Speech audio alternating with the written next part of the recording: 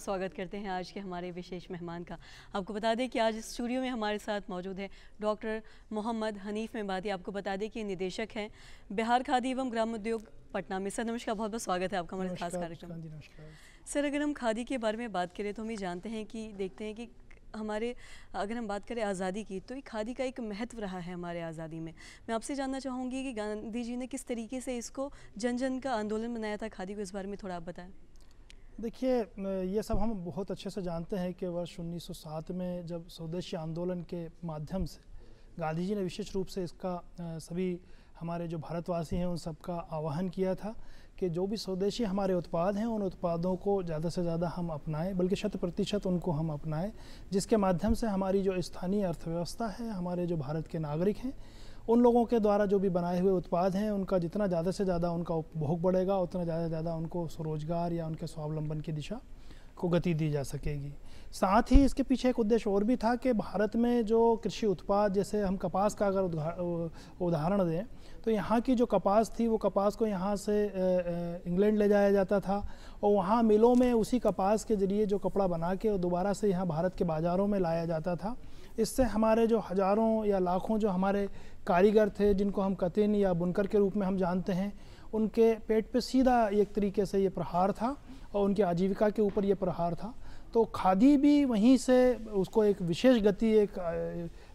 अलग से एक दिशा बापू ने दी कि खादी को एक स्वतंत्रता की एक लड़ाई का एक हथियार बनाया कि घर घर में कताई का काम किया जाए, जिसको हम स्पिन व्हील या चरखा के नाम से हम आज जानते हैं। घर घर में चरखा चलाया जाए और घर घर में इसकी बुनाई के माध्यम से कपड़ों को तैयार किया जाए और हमारे भारत के जो लोगों की जो आवश्यकता के जो कपड़े हैं वो यहीं पे बनाए जाएं और यहीं पे उनको दिए जाएं, जिससे हाथों को रोज़गार भी मिले और हम स्वदेशी उत्पादों को ज़्यादा से ज़्यादा उपयोग करके स्वावलंबन की दिशा में आगे बढ़ सकें। तो ये एक लड़ाई थी या एक तरीके का ये टूल था जिसका उपयोग किया गया था, जो कि फिर आगे चल के उसकी बहुत सारी चीज़ें हैं जो कि आज के हम कार्यक्रम में आपके दूसरे सवालों में इनको चर्चा करेंगे। जी, और साथ ही सर अगर हम इस वर्ष के हर घर तिरंगा के बारे में अगर बात करें तो ये खादी को लेकर कितना ये महत्वपूर्ण हो जाता है, और साथ ही साथ आपसे ये भी जानना चाहेंगे जब हर व्यक्ति अपने घर पे खासकर जब ध्वज को फहराते हैं तो इसको लेकर भी आप क्या कुछ कहना चाहेंगे हर घर तिरंगा को लेकर? देखिए, हर घर तिरंगा अभियान हमारा जो आज़ादी का जो अमृत महोत्सव वर्ष 2022 में जो हमने जैसे मनाया था, तो वर्ष 2022 में 20 जुलाई से एक नया प्रावधान राष्ट्रीय ध्वज के लिए लागू किया गया था। इससे पहले वर्ष 1950 में emblems and names prevention of improper use act 1950 के माध्यम से उसके अंदर प्रावधान थे कि किस तरह से हमारे राष्ट्रीय ध्वज को उसको कैसे उसका फहराना है, किस तरीके से उसको बनाना है। और उसके बाद में वर्ष 1971 में prevention of insults to national honour act 1971 के माध्यम से कुछ प्रावधानों को उसमें जोड़ा गया। और उसके बाद में वर्ष 2002 में जो हमारा नेशनल फ्लैग कोड है उसको इंट्रोड्यूस किया गया। तो जो 1950 का हमारा एक्ट था या जो 1971 का जो हमारा जो एक्ट था, दोनों एक्ट को मिला के उन सबको समाहित करके वर्ष 2002 में एक हमारा नेशनल फ्लैग कोड के नाम से हमारा ये जारी किया गया और उसके अंतर्गत ये किया जाता है। जहाँ तक हर घर तिरंगा अभियान की बात है तो वर्ष 2022 से इस चीज़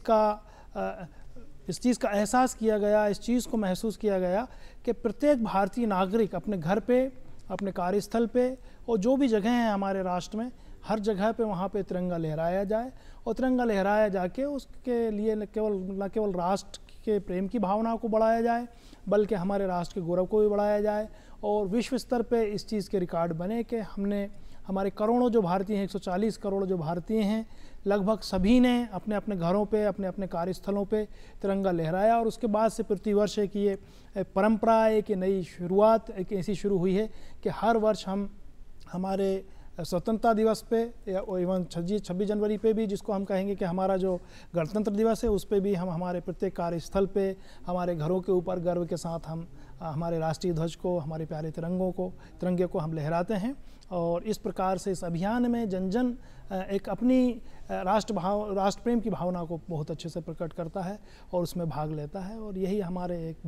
अनेकता में एकता की जो मिसाल है हमारे भारत की, उसको हम बहुत अच्छे से पूरे विश्व के सामने इन 2 अवसरों पे समय समय पर प्रदर्शित करते हैं और गौरवान्वित होते हैं। सभी सर, अभी आपने आत्मनिर्भर भारत की भी बात की है। हम जानते हैं कि अगर आत्मनिर्भर भारत के बारे में बात करें तो आज़ादी के अगर 78 वर्ष के बाद भी अगर हम खादी के महत्व के बारे में संदर्भ में बात करें, उसके महत्व के बारे में बात करें, तो ये आत्मनिर्भर भारत कितना ज़रूरी हो जाता है। और शादी अगर हम इसको खादी के संदर्भ में देख के अगर बात करें तो इस बारे में भी थोड़ा बताएं आप।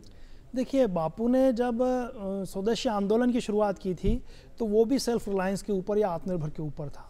फिर हमारे माननीय प्रधानमंत्री जी अभी इसको एक विशेष अभियान के रूप में, एक विशेष एक जन आंदोलन के रूप में इसको प्रत्येक घर से, प्रत्येक व्यक्ति के रूप में इसको शुरुआत किए हैं। और लगातार इसमें बहुत सारे लोग जुड़ते जा रहे हैं, हमारे पूरे देशवासी जुड़ते जा रहे हैं। जहाँ तक खादी का आत्मनिर्भर भारत के क्षेत्र में योगदान की अगर बात हम करते हैं तो देखिए, लाखों और करोड़ों लोगों को खादी और ग्रामोद्योग के माध्यम से स्वरोजगार प्राप्त होता है, रोजगार प्राप्त होता है। हम अगर कुछ आंकड़ों की ही बात करें पिछले 10-11 साल में, तो वर्ष 2014-15 में खादी और ग्रामोद्योगी उत्पादों की जो बिक्री लगभग 33,000 करोड़ रुपए सालाना थी, वो बढ़ के अभी इसी पिछले वित्त वर्ष के समाप्ति पे, यानी कि 2024-25 के जो वित्त वर्ष के आंकड़े हैं उसमें लगभग 1,70,000 करोड़ से भी ज़्यादा हो गई है, जो कि कई गुना है। अब जब ये बिक्री 33,000 करोड़ से 1,70,000 करोड़ रुपए जब इन उत्पादों की हुई है, जिसमें खादी के साथ बहुत सारे ग्रामोद्योगी उत्पाद भी हैं, अलग अलग तरह के हमारे इंडिजीनियस जो प्रोडक्ट हैं, या जो हमारी पुरानी रूरल टेक्नोलॉजी के ऊपर बेस्ड जो प्रोडक्ट्स हैं, या ग्राम उद्योग से संबंधित बहुत सारे अनेकों हज़ारों उत्पाद होते हैं हमारी दैनिक आवश्यकता के लिए घर में या कार्यस्थलों पे। तो जब इनकी बिक्री बढ़ी है इस प्रकार से, तो ये अपने आप में एक स्वप्रमाणित एक सत्य है कि किस प्रकार से ये लाखों और करोड़ों हाथों को इसके माध्यम से रोजगार दिया जा रहा है। साथ ही अगर हम देखें, हमारा जो खादी और ग्रामोद्योग आयोग, जहाँ से जिस कार्यालय को मैं अभी यहाँ प्रतिनिधित्व जिसका कर रहा हूँ, तो वो हमारे सूक्ष्म लघु और मध्यम उद्यम मंत्रालय में आता है, भारत सरकार के अंतर्गत।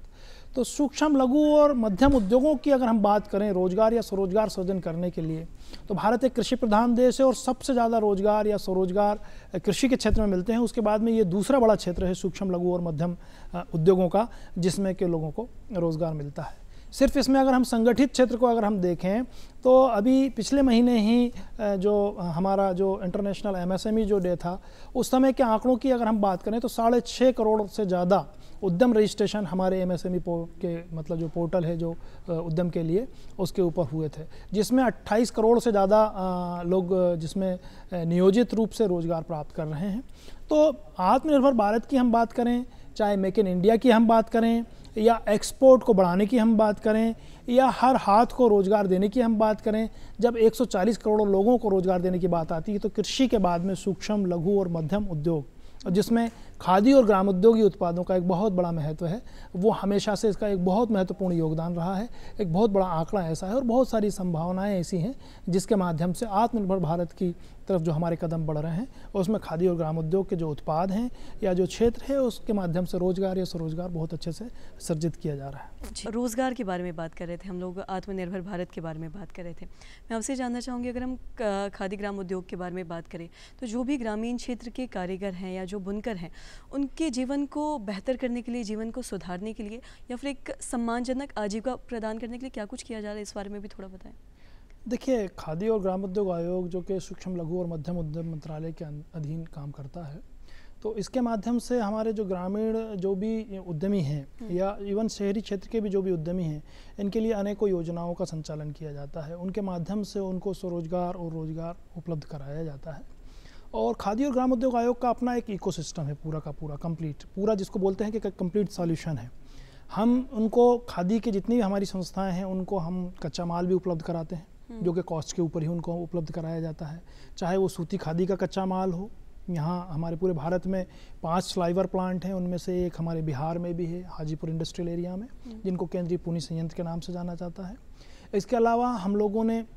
जो रेशमी खादी है उसका जो कच्चा माल है, उसके लिए जो रॉ मटेरियल बैंक्स हैं वो हम लोगों ने स्थापित किए हैं, या जो वूलन जो खादी होता है तो उसके कच्चे माल के लिए भी हम लोगों ने रॉ मटेरियल बैंक्स अलग अलग जगह जहाँ ज़्यादा काम इस चीज़ का होता है तो उनको स्थापित किए हैं। तो सबसे पहले तो उनको कच्चा माल लागत के ऊपर गुणवत्तापूर्वक कच्चा माल उपलब्ध कराना। उसके बाद में हमारे बहुउद्योगीय प्रशिक्षण केंद्र जिनको MDTCs कहा जाता है, उसमें भी एक प्राइवेट भी एक बॉडीज़ के माध्यम से हम काम करते हैं, NDTC उसको बोलते हैं, नॉन डिपार्टमेंटल ट्रेनिंग सेंटर्स।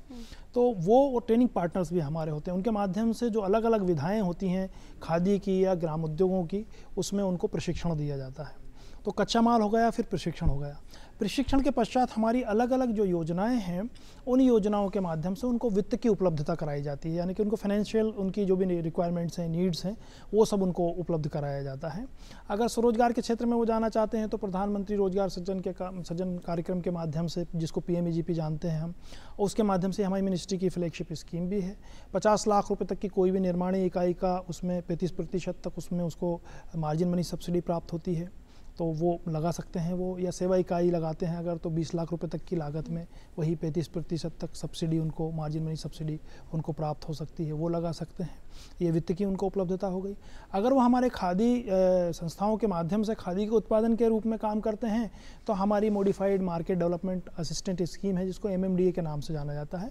उसमें 20 से 35% तक अलग अलग जो भी हमारे खादी के जो उत्पाद हैं, वस्त्र हैं, उनके ऊपर उनको सहायता उपलब्ध कराई जाती है, जिसमें से कुछ एक अंशदान जो हमारे कत्तिन और बुनकर या जो हमारे ग्रामीण कारीगर हैं उनके पास में जाता है, और कुछ अंशदान हमारा जो है बोनस के रूप में हमारे खादी संस्थाओं को चला जाता है। साथ ही उनको 4% केवल उनको वर्किंग कैपिटल के ऊपर अपना ब्याज वहन करना पड़ता है। 4% से ऊपर का जितना भी ब्याज होता है वो पूरा इंटरेस्ट सबवेंशन के माध्यम से हमारी एक interest subsidy eligibility certificate ISA की स्कीम होती है, उसके माध्यम से हम उनको उपलब्ध कराते हैं। अब देखिए यह वित्त की उपलब्धता हो गई, तो वित्त की उपलब्धता के बाद में जो भी उत्पाद बनते हैं, हमारी एक और योजना है ग्राम उद्योग विकास योजना। तो ग्राम उद्योग विकास योजना में हम उनको प्रशिक्षण के साथ में जो आवश्यक टूल किट्स हैं वो टूल किट्स भी उनको उपलब्ध कराते हैं। जैसे हमारा कुम्हार सशक्तिकरण कार्यक्रम के अंतर्गत उनको इलेक्ट्रिक पोटर व्हील्स उनको दिया जाता है, उसकी ट्रेनिंग दी जाती है और उससे उनकी उत्पादन क्षमता जो है वो लगभग 5 गुना बढ़ जाती है। और इलेक्ट्रिक पोटर व्हील होता है, उसमें तकनीक के माध्यम से अलग अलग स्पीड पे वो चला सकता है, हाथ से उसको चक्का जो पारंपरिक होता है वैसे नहीं चलाना पड़ता है, तो उसकी गुणवत्ता भी बढ़ जाती है और उसके ऊपर वो काम भी अच्छे से करता है, उसको थकान भी कम होती है, लगभग 5 गुना उसकी उत्पादकता बढ़ जाती है। पहले महिलाएं उस पर आसानी से काम नहीं कर पाती थी, जो हाथ का चक्का है इसमें महिलाएं भी आसानी से काम कर सकती हैं, तो महिलाओं को भी इसके माध्यम से रोजगार मिल रहा है। ऐसे हमारा नेशनल हनी मिशन है जिसको माननीय प्रधानमंत्री जी ने स्वीट क्रांति के रूप में जो परिभाषित किया था और इंट्रोड्यूस किया था, तो वो बढ़ के उसमें हम एक कोई भी हमारा लाभुक होता है उसको 10 बी बॉक्सेस और बी कॉलोनीज़ देते हैं, बेसिक उसको टूल्स देते हैं, उसको प्रशिक्षण देते हैं, जिसके माध्यम से वो अपना शहद उत्पादन का और जो एलाइड जो भी प्रोडक्ट्स होते हैं, जो उत्पाद होते हैं, उन सब की एडवांस ट्रेनिंग भी समय समय पे उनको देते हैं, तो वो प्राप्त कर सकते हैं। अगर चमड़े के उत्पाद बनाना है तो चमड़े के जो फुटवेयर्स मैन्युफैक्चरिंग है उसकी ट्रेनिंग हम दे देते हैं उनको। अगर वो लकड़ी के ऊपर काम करना चाहता है तो अलग अलग विधाओं में, चाहे वुडन टॉयज़ हो, चाहे वेस्ट वुड का क्राफ्ट हो, चाहे टर्न वुड का क्राफ्ट हो, वो उसमें काम कर सकता है। तो ऐसे बहुत सारे सेवा उद्योग में अगर वो जाना चाहे तो सिलाई का उसको प्रशिक्षण के साथ में सिलाई की मशीन उसको मिल जाती है, या मोबाइल रिपेयरिंग के प्रशिक्षण के साथ में उसको मोबाइल रिपेयरिंग की टूल किट मिल जाती है, या लेदर के फुटवेयर जो रिपेयरिंग होते हैं उनकी प्रशिक्षण के साथ उसकी टूल किट उनको मिल जाती है, या इलेक्ट्रीशियन की उनको ट्रेनिंग के बाद में इलेक्ट्रीशियन की बेसिक टूल किट्स मिल जाती हैं। तो ये सारी चीज़ों के माध्यम से वो अपने रोज़गार और स्वरोजगार से जुड़ सकते हैं। अब ये वित्त की बात हो गई या उनको संसाधन उपलब्ध कराने की बात हो गई। अगली लास्ट बात आती है जो कि सबसे ज़्यादा इंपॉर्टेंट है कि उनको बाज़ार को उपलब्ध कराना। तो उनको बाज़ार उपलब्धता के लिए हमारे जो डिपार्टमेंटल सेल्स आउटलेट्स हैं जो खादी और ग्रामोद्योग आयोग खुद चलाता है, 25 लगभग हैं पूरे देश में, और नॉन डिपार्टमेंटल जो सेल्स आउटलेट्स हैं हमारे लगभग 7,000 के लगभग हैं पूरे भारत में। तो उन ये नॉन डिपार्टमेंटल सेल्स आउटलेट्स के माध्यम से और डिपार्टमेंटल सेल्स आउटलेट्स के माध्यम से जो लगभग 7,000 ज़्यादा हैं, उनके माध्यम से उनके उत्पादों को बाज़ार उपलब्ध कराया जाता है। जैसे आज आप हमारे लाभुक के रूप में हमसे जुड़े, आपके जो भी उत्पाद हैं आप चाहें तो हमारे ये 7,000 डिपार्टमेंटल या नॉन डिपार्टमेंटल सेल्स आउटलेट्स पे उन उत्पादों को रख सकते हैं और उनकी बिक्री हमारे लोग करेंगे जो भी वो चलाते हैं भंडारों को। जो भी बिक्री है वो 1 से 10 तारीख के बीच में उसका पैसा आपको मिल जाएगा। जब आपके उत्पाद बिक्री के बाद में समाप्त होने लगेंगे तो आपको सूचित कर दिया जाएगा कि आप और दोबारा उत्पाद भेज दीजिए, उसको रिफ़िल कर दीजिए। तो कैसे भी कोई भी उद्यमी पहले दिन जब जुड़ता है तो 7,000 दुकानों से एक तरह से वो हमसे जुड़ जाता है। इस सब के अलावा ऑनलाइन माध्यम से हम उनके बिक्री में, उनके मार्केट को डेवलप करने में उनको सहयोग देते हैं। इसके अलावा एक मिनी एग्जीबिशंस का एक मॉडल है। इसके अलावा जिला स्तरीय स्तर पे हम उनकी एग्जीबिशंस करते हैं, मेले करते हैं।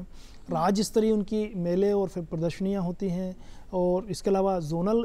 मेले और प्रदर्शनियाँ होती हैं, राष्ट्रीय स्तर की प्रदर्शनियाँ होती हैं, अंतर्राष्ट्रीय स्तर की प्रदर्शनियाँ होती हैं, इंडिया इंटरनेशनल ट्रेड फेयर जैसी, या देश के बाहर भी, या भारत टेक्स जैसी प्रदर्शनियाँ। तो उनमें बिल्कुल ना के बराबर नॉमिनल चार्जेस पे या कभी कभी बिल्कुल निःशुल्क उनको बाज़ार, उनको स्टॉल उपलब्ध कराया जाता है। बायर सेलर्स मीट के माध्यम से उनको जोड़ा जाता है। और इसके अलावा देखिए खादी, ये भी मैं आपसे जानना चाहूँगी, जो भी कारीगर हैं, जैसे कि आपने बताया कि उन्हें अलग अलग एग्जीबिशन के माध्यम से भी उन्हें मतलब प्रदर्शन करने का, अपनी जो भी चीज़ों को दिखाने का मौका मिलता है, तो जो भी लोग जुड़ना चाहते हैं इससे, वो किस तरीके से, जो भी कारीगर हैं जो ग्राम उद्योग से जुड़ना चाहते हैं अपनी चीज़ों को प्रदर्शन, उस कैसे कर सकते हैं? बहुत अच्छा प्रश्न है मुस्कान आपका। एक्चुअली जो हमारे जो दर्शकगण हैं उनके लिए तो ये बिल्कुल ही महत्वपूर्ण है। तो मैं ये बताना चाहूँगा, देखिए हमारी जो भी अलग अलग योजना है जो मैंने आपको नाम बताया, चाहे तो वो हमारा खादी प्रमाण पत्र प्राप्त करके एक खादी संस्था का गठन करके जुड़ सकते हैं, चाहे वो हमारी ग्राम उद्योग विकास योजना के जो आवेदन हम समय समय पर मंगाते हैं, हमारी kvic.gov.in वेबसाइट है उस पर भी, और स्थानीय समाचार पत्रों में भी हम उसका प्रकाशन करते हैं,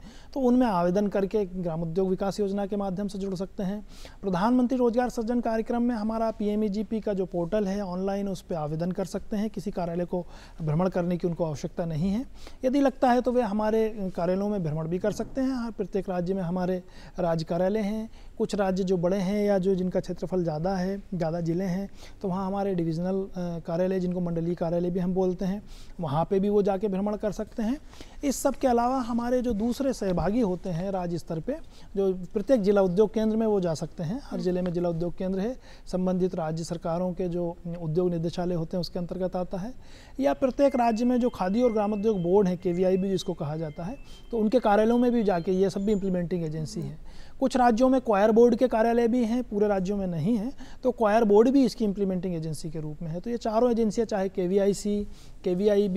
या DIC या क्वायर बोर्ड, इनके माध्यम से इनके कार्यालयों में भ्रमण करके या ऑनलाइन के माध्यम से उसमें आवेदन करके, और हमारी किसी भी योजना से जैसे ही वो जुड़ेंगे तो ये सारी सुविधाएं हम उनको देना फिर चालू कर देते हैं। उसके लिए इनके पास पात्रता आ जाती है। तो मैं इस तरह से ये बता रहा था कि ग्रामीण या शहरी क्षेत्रों के जो भी हमारे स्वरोजगार के इच्छुक जो भी लोग हैं, उनको रोजगार उपलब्ध कराने के लिए कच्चा माल, प्रशिक्षण, उनको वित्त की उपलब्धता या संसाधनों की उपलब्धता, और उनको बाजार की उपलब्धता, एक पूरा कंप्लीट इकोसिस्टम खादी और ग्राम उद्योग आयोग जो सूक्ष्म लघु उद्यम मंत्रालय भारत सरकार के अंतर्गत आता है, उनको ये सारी चीज़ें उपलब्ध कराता है, एक कंप्लीट इकोसिस्टम उपलब्ध कराता है। मैं सबसे पहले तो आपसे ये जानना चाहूँगी कि खादी को लेके बहुत मिथक भी है। सबसे पहले तो लोगों को ये लगता है कि खादी बहुत ज़्यादा एक्सपेंसिव है, और साथ ही खादी बाकी कपड़ों से किस तरीके से अलग है, ये भी आपसे जानना चाहेंगे। और जो भी युवा पीढ़ी है आज के, वो किस तरीके से आप इनको प्रेरित करना चाहेंगे या फिर कहना चाहेंगे कि खादी को अपनाएं ताकि और देश को बढ़ाएं? इस बारे में क्या कुछ कहना चाहेंगे? जी मुस्कान जी, 3 प्रश्न आपने एक ही प्रश्न में कर दिए कि एक तो खादी किस प्रकार से अलग है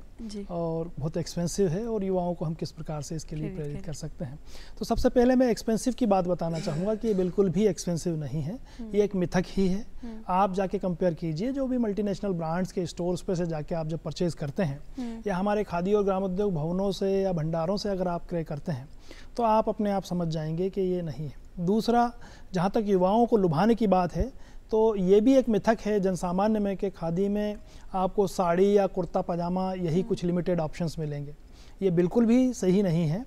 आज की डेट में आपको वेस्टर्न अटायर्स चाहिए, आपको वर्क प्लेस के लिए मेल फीमेल के लिए कुछ चाहिए, नाइट वियर्स में अगर कुछ चाहिए, स्पोर्ट्स वियर्स में अगर आपको कुछ चाहिए, या आपको फॉर्मल में कुछ चाहिए, या ट्रेडिशनल में कुछ चाहिए, या कभी त्योहारों के लिए कुछ स्पेशल चाहिए, या स्पेशल मौक़ों के लिए, शादी विवाह के लिए चाहिए, तो सभी तरीके के ऑप्शंस मेल्स के लिए, फीमेल्स के लिए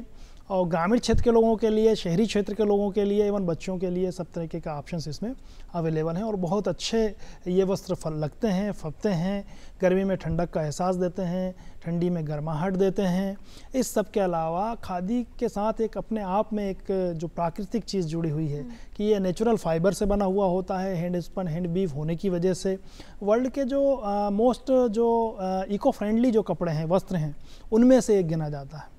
देखिए सस्टेनेबल डेवलपमेंट गोल्स, जो 17 सस्टेनेबल डेवलपमेंट गोल्स जो यूनाइटेड नेशंस ने बनाए हैं, उनमें से ग्रीन जो एक मूवमेंट है या ग्रीन प्रोडक्ट्स की बात हम करते हैं, तो खादी अपने आप में एक तरीके का ग्रीन प्रोडक्ट है। ये नेचुरल फाइबर से बना होता है, हैंड स्पन, हैंड वीव होता है, मैकेनाइजेशन का कुछ इसमें ज़्यादा वो नहीं है। इस सब के अलावा आप देखेंगे कि खादी का जब 1 मीटर कपड़ा बनता है तो पानी का कुछ अपव्यय इसमें नहीं होता है। वहीं मिल में अगर वही कपड़ा बनेगा तो 40 लीटर से भी ज़्यादा पानी सिर्फ 1 मीटर कपड़े को बनाने में उसमें लगता है। तो ये एक तरीके का हाथों को रोज़गार देने वाला है, सो हमारे इंडिजिनियस टेक्नोलॉजीज़ को समेटे हुए है और नेचुरल है। तो युवाओं में भी आजकल ग्रीन प्रोडक्ट्स के लिए या इस तरीके की चीज़ों के लिए जो एनवायरनमेंट फ्रेंडली हैं, इको फ्रेंडली हैं, लोगों को स्वरोजगार देता है। तो इस तरीके की बहुत सारी ऐसी खूबियां हैं जिनको मैं इस छोटे से कार्यक्रम में मुस्कान जी बिल्कुल नहीं गिना सकता हूं। युवा अपना देखें, बहुत सारे हम फैशन शोज़ भी करवाते हैं, उसके माध्यम से युवाओं को प्रेरित करने की कोशिश करते हैं कि आपके लिए भी जो मन चाहे, आपके अटायर्स हैं जो आप पसंद करते हैं, वो सारी चीज़ें सारे ऑप्शंस के साथ, सारे विकल्प के साथ में खादी में, वस्त्रों में, बने बनाए वस्त्र या आप अपनी मनपसंद के उसको लेके सिलवा सकते हैं, पहन सकते हैं, वो विकल्प भी है। इस सब के अलावा हज़ारों उत्पाद हमारे ग्रामोद्योगी उत्पाद हैं जो सौंदर्य प्रसाधन से लेके हेल्थ केयर या वेलनेस से रिलेटेड या आपके किचन में डे टू डे जो भी आप मिलावटी चीज़ों को इस्तेमाल करते हैं, उसकी जगह अगर हमारे ग्रामोद्योगी उत्पादों का आप इस्तेमाल करेंगे, आपके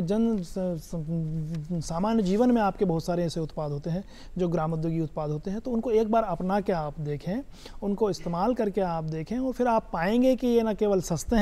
बल्कि इको फ्रेंडली हैं, नेचुरल हैं ज़्यादातर, और उनमें किसी प्रकार के कोई रसायन या दूसरे ऐसे जो हानिकारक जो भी तत्व होते हैं या उनके बनाने की जो प्रक्रिया है वो बहुत इको फ्रेंडली है। तो मैं समझता हूँ कि जनसामान्य इसके महत्व को समझेंगे। यही एक विशेषता है हमारे खादी और ग्रामोद्योगी उत्पादों की, जो न केवल विश्व स्तर पर सराही जाती है बल्कि एक दिन प्रतिदिन नए कीर्तिमान इसमें बनाए जा रहे हैं। हमारे माननीय प्रधानमंत्री जी भी बार बार ये खादी और ग्रामोद्योग को बढ़ावा देने के माध्यम से आत्मनिर्भर भारत के लक्ष्य को एक महत्वपूर्ण योगदान के माध्यम से इसमें इसका उल्लेख समय समय पर करते रहते हैं, और वो इसीलिए करते रहते हैं कि ये सारी खूबियाँ मतलब हम जनसामान्य तक पहुँचाएँ, न केवल भारत के जनसामान्य तक पहुँचाएँ बल्कि विश्व स्तर पे इन चीज़ों के बारे में हम बात करें, और न केवल हम इसके लिए गौरवान्वित हो सकते हैं बल्कि सबसे पहले तो इसका लाभ उठा के हम लाभान्वित हो सकते हैं और हज़ारों, लाखों, करोड़ों हाथों को हम रोज़गार भी अप्रत्यक्ष रूप से इसमें उपलब्ध करा सकते हैं। जी,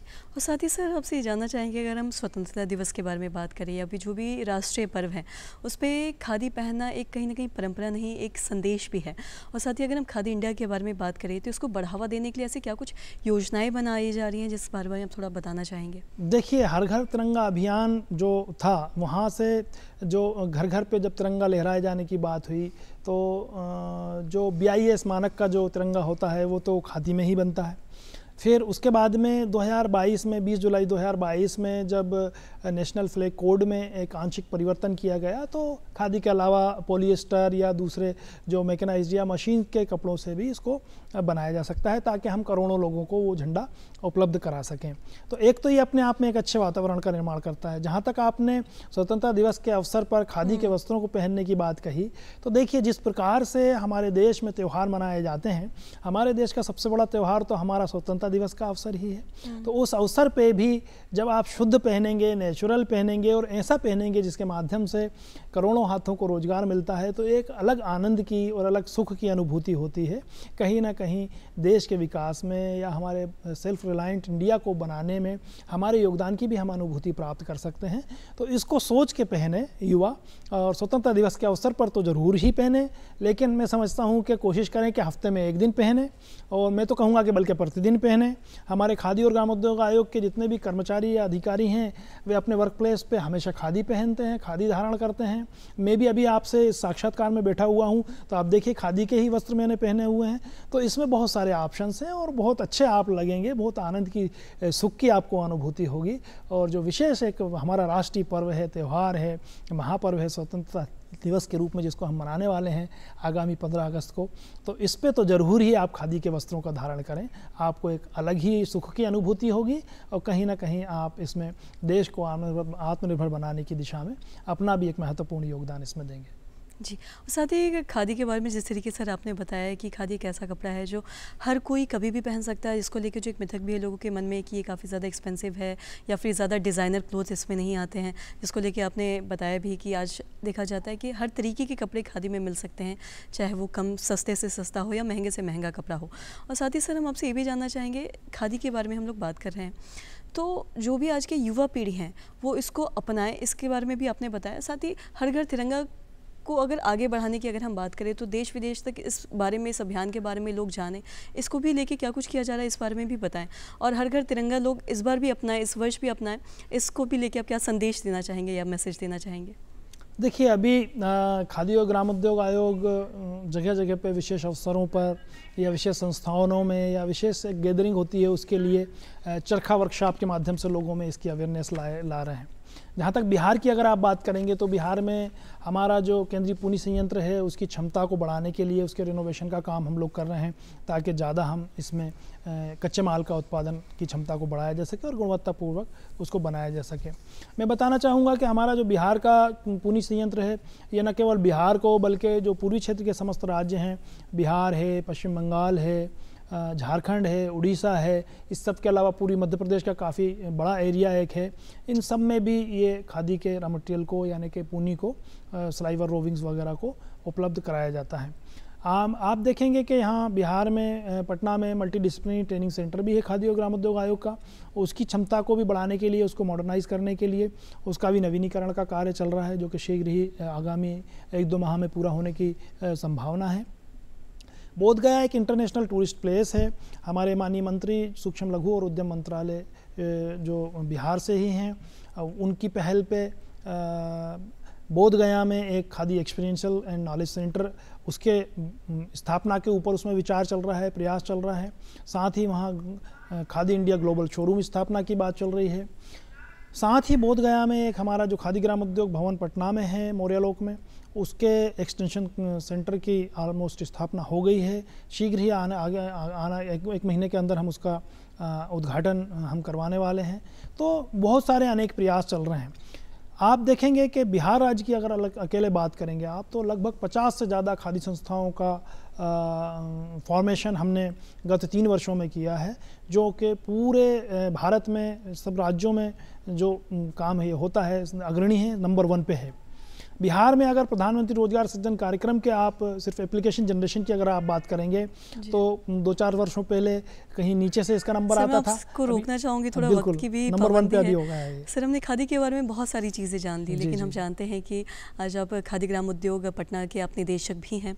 एक लंबा सफ़र रहा है आपका। आप सर थोड़ा अपने बारे में भी आपसे हम जाते जाते जानना चाहेंगे कि सर आप कहाँ से ताल्लुक़ रखते हैं, यहाँ तक पहुँचने का जो आपका सफ़र रहा वो कैसा रहा, थोड़ा सर इस बारे में भी आप बता। देखिए मैं रहने वाला तो भोपाल का हूँ, born and brought up in Bhopal. इससे पहले मैं भारतीय उद्यमिता विकास संस्थान अहमदाबाद में एसोसिएट फैकल्टी के रूप में काम करता था। उसके पहले उद्यमिता विकास केंद्र मध्य प्रदेश एक संस्थान है, उसमें मैं क्षेत्रीय समन्वयक के रूप में काम करता था। तो खादी और ग्रामोद्योग आयोग में मैं वर्ष 2021 से कार्यरत हूँ और वर्ष 2021 से मुझे मेरा जो पहली पदस्थापना है वो बिहार में खादी और ग्रामोद्योग आयोग के राज्य निदेशक के रूप में मिली है। उसी पे अभी मैं कार्यरत हूँ और कोशिश हम लोग कर रहे हैं हमारी टीम के साथ, हमारे वरिष्ठ अधिकारियों के मार्गदर्शन में, कि किस प्रकार से ज़्यादा खादी और ग्रामोद्योग आयोग को जन जन तक पहुँचा के स्वरोजगार ज़्यादा से ज़्यादा हम स्थापित कर सकें। और मैं बताना चाहूँगा कि हमारी टीम के प्रयासों से बिहार का जो मल्टी डिसिप्लिनरी ट्रेनिंग सेंटर है वर्ष 2025 का, उसको सेकंड बेस्ट परफॉर्मेंस अवार्ड भी उसमें मिला है। और बहुत सारी चीज़ों में जहाँ नीचे से निम्न पंक्ति में हमारा बिहार राज्य आता था, आज ऊपर से फर्स्ट, सेकंड या थर्ड बस थर्ड्स के बाद में आगे नीचे तक हम नहीं गए हैं। तो बहुत गर्व के साथ में मैं यहाँ पे आपके इस कार्यक्रम के माध्यम से शेयर करना चाहूँगा। लेकिन मंजिलें अभी और भी हैं। आत्मनिर्भर भारत की जब हम बात करते हैं तो अभी हमको बैठना नहीं है, अभी हमको थकना नहीं है। खादी और ग्रामोद्योग के माध्यम से, इसके अलावा जहाँ जहाँ जो भी हमारे जिस भी भूमिका में हमारे जनसामान्य हैं उनको अपनी भूमिका का निर्वहन करते हुए, ये एक प्रकार का यज्ञ है, इसमें अपनी अपनी आहुति, अपने अपने हिस्से का योगदान देना है। तभी हम जाके आत्मनिर्भर भारत का जो हमारा लक्ष्य है उसको अर्जित कर पाएंगे। और आत्मनिर्भर भारत के लक्ष्य को अर्जित करने के लिए स्वयं को यदि हम आत्मनिर्भर बना पाएँ, उसके लिए आप खादी और ग्रामोद्योग आयोग की जो भी योजनाएं हैं हमारी वेबसाइट पर भ्रमण के माध्यम से उन योजनाओं को आप देखिए, जो भी आपके लिए उपयुक्त लगे उससे जुड़िए, उसके माध्यम से आप अपना खुद का स्वरोजगार स्थापित कीजिए, स्वयं को आत्मनिर्भर बनाइए। अगर सारे भारतीय स्वयं को आत्मनिर्भर बनाएंगे तो ये काम, ये लक्ष्य केवल 1 महीने या 1 सप्ताह में पूरा हो सकता है। सारे भारतीय अगर आत्मनिर्भर हो जाएंगे तो हमारा पूरा भारत देश आत्मनिर्भर हो जाएगा। जी सर, आप हमारे कार्यक्रम में आए, अपना कीमती वक्त दिया, ये जो तमाम आपने जानकारी दी है, खादी के बारे में बताया, आत्मनिर्भर भारत के बारे में बताया, हर घर तिरंगा के बारे में आपने जो तमाम जानकारी दी और अपने बारे में भी जो भी चीज़ें बताई, तो बहुत ज़रूरी है। कहीं ना कहीं इससे हमारे दर्शकों को भी एक मैसेज मिला होगा कि किस तरीके से इस अभियान को अपनाना है और आगे बढ़ना है। साथ ही हमारे सर कार्यक्रम में अपना कीमती वक्त दिया, इसका तहे दिल से आपका शुक्रिया। बहुत धन्यवाद मुस्कान, आपका, सभी दर्शकों का और दूरदर्शन की पूरी टीम का। तो इसी के साथ दर्शकों, जैसा कि जाने से पहले हम आपसे रिक्वेस्ट करते हैं, ये गुजारिश करते हैं कि आप हमें खत भेजिए जिससे हम ये जान सकें कि आपको आज का ही हमारा कार्यक्रम कैसा लगा। तो दर्शकों फटाफट उठाए पेन कॉपी और नोट करें हमारा पता है कार्यक्रम बिहार निदेशक DD बिहार दूरदर्शन केंद्र पटना फ्रेजर रोड। साथ ही हमारा पिन कोड है 8000001 और हमारी ईमेल ID है director@ddkpatna@gmail.com। तो इसी के साथ दर्शकों, तब तक मुझे और मेरी पूरी टीम को दीजिए इजाज़त। तब मिलेंगे अगले दिन फिर एक नए मेहमान के साथ और एक नए विषय के साथ। तब तक मुझे दीजिए इजाज़त। नमस्कार।